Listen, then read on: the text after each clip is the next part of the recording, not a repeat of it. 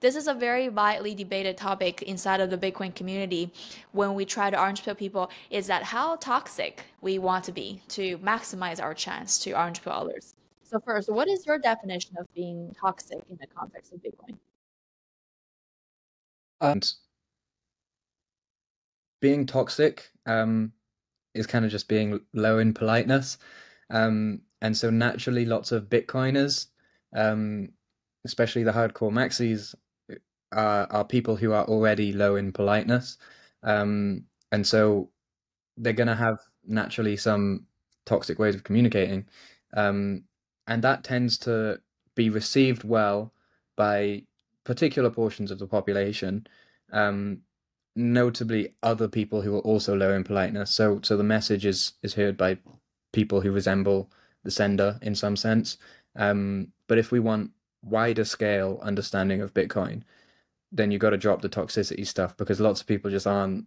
They're just not tuned into that. They're not going to be receptive to it, especially if you have all of the intellectual pride around, the system is screwed and I'm the only one that can see it, as well as my cool buddies who can also see it, and like you're dumb because you don't understand, and it's just like all this attitude, and it's like why would you want to listen to that? No one would want to listen to that. You need to stop doing that if you want like a lot of normal people to think that Bitcoin is something other than, it gets associated with right wing politics and just all sorts of craziness. Bitcoin is apolitical, and if you want people to